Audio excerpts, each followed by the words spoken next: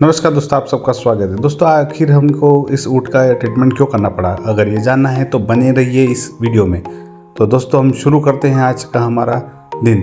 दोस्तों, सभी को बहुत बहुत धन्यवाद। पशु मित्र वीडियो आरडी से जुड़े रहे भैया हम परिवार से।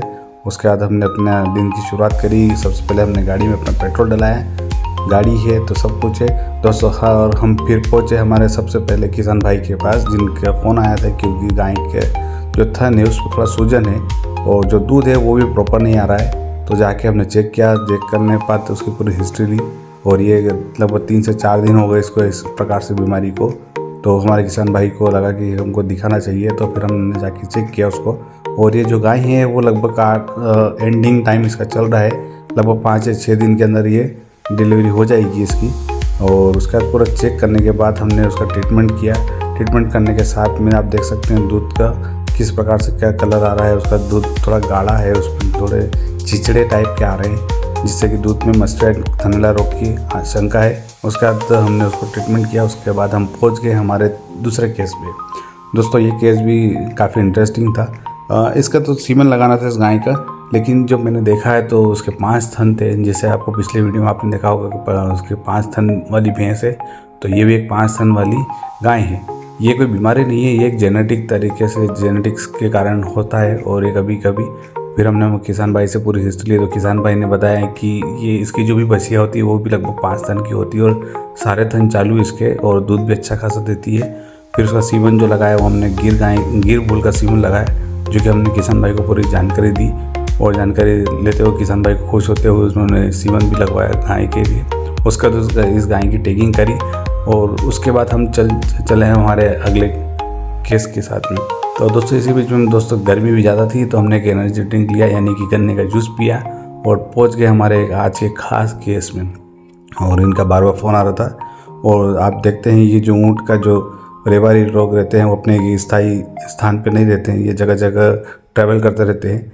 तो जब जो किसान भाई था जिनके खेत के पास में इनका डेरा था, उनका हमें फ़ोन आया कि उनके पास के जो डेरा है वहाँ का एक जो ऊँट है वो काफ़ी 3 से 4 दिन हो गए उसको प्रॉपर पेशाब नहीं कर रहा है। तो जाके हमने सबसे पहले उनके पास पहुँचे, फिर ऊँट की पूरी जानकारी ली, कब से बीमार है, क्या क्या खा रहा है कि नहीं खा रहा है, चल रहा है कि नहीं चल रहा है, कैसे क्या है, पूरी ट्रीटमेंट जानकारी ली उसको। और हमारे जो रेबारी भाई उन्होंने बताया कि मैंने एक इंजेक्शन भी लगाए हैं, क्योंकि इनको ट्रैवल करना पड़ता है तो उनको कुछ थोड़ा बहुत तो नॉलेज रखना पड़ता है।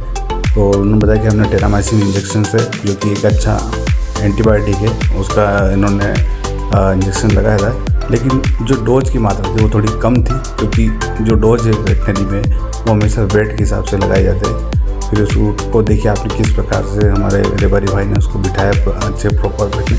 हालांकि उसको बैठने में थोड़ी दिक्कत हो रही थी, क्योंकि जो 4 दिन से प्रॉपर पेशाब इसका आ नहीं रहा था। इसका ट्रीटमेंट हमने शुरू किया। और गर्मी के कारण इसका थोड़ी नाक भी बह रही थी, यानी कि जो शरद का गर्मी होती है, डिहाइड्रेशन भी हो गया था इसको और आंखों से पानी बह रहा था। पूरा ट्रीटमेंट हमने इनका किया। फिर कुछ दवाई गोली लिख के दी उनको, रेबारी भाई को, कि ये आपको लाना है और उसको खिलाना है। फिर हमने कुछ पूछा कि आप जो यहाँ रहते हैं तो किस प्रकार से आपका मतलब खान पान। और क्योंकि हमने पिछले दिन एक दिन पहले देखा था कि इनके जो झुंड है उसमें वो घी जो मथते हैं, तो हमने पूछा कि वो घी कहाँ से लाए। तो वो घी नहीं, वो जो भेड़ का जो दूध रहता है उसी का घी इन्होंने बनाया। तो वो काफ़ी लिमिटेड बनता है और काफ़ी टेस्टी रहता है, क्योंकि पूरा ये ट्रैवल करते रहते हैं। तो जो बाहर की जड़ी बूटी वगैरह रहती है वो भेड़ बकरी खाती है, तो वो जो दूध उस दूध से जो घी बनाते हैं वो खाते हैं। तो दोस्तों, उसी के बाद हमने रेबारी भाई को गुड बाय बोला और हम पहुँच गए जहाँ के पास में ये जो किसान भाई है उनके कुछ गाय की पीढ़ी करनी थी। तो सबसे पहले गाय की पीढ़ी करी, पीढ़ी नहीं सॉरी, उसकी जांच करी। उन्होंने बोला कि आज ये हीट पे। तो सबसे पहले हमारे किसान भाई के गाय की जांच करी तो बताया कि ये आज प्रॉपर हीट पे नहीं है। प्रॉपर हीट पे ये आ जाएगी, लेकिन इसमें कुछ मिनरल डिफिशियंसी के कारण ये प्रॉपर खुल के हीट पे नहीं आ रही। तो हमारे किसान भाई को हमने बताया कि ये, तो उसके 3 से 4 भैंसों की जाँच करी, उसमें 3 से 4 पूरी सारी ज्ञापन है। फिर एक हमारा किसान भाई है, उसकी भैंस भी 3 से 4 दिन से बीमार थी, उसका ट्रीटमेंट करा। और एक और काफ़ी केस आज एक और अच्छा केस है। ये जो बकरी है उसका थन सूजे हुए हैं और ज़्यादा ही आप देख सकते हैं किस प्रकार से हेवी सूजे हुए हैं, वो बिल्कुल लालपन हो गया, सूजन ज़्यादा है, थन से दूध भी निकल रहा है, पस फॉर्मेशन भी हो रहा है। तो तो दोस्तों फिर इसका ट्रीटमेंट करा। ट्रीटमेंट करने के बाद आज का दिन इसी प्रकार से समाप्त हुआ और अब हम घर जा रहे हैं। दोस्तों अगर आपको वीडियो अच्छा लगा तो प्लीज़ लाइक कीजिए, कमेंट कीजिए, शेयर कीजिए। धन्यवाद दोस्तों, बहुत बहुत धन्यवाद। जय हिंद, जय भारत, जय किसान, जय जवान।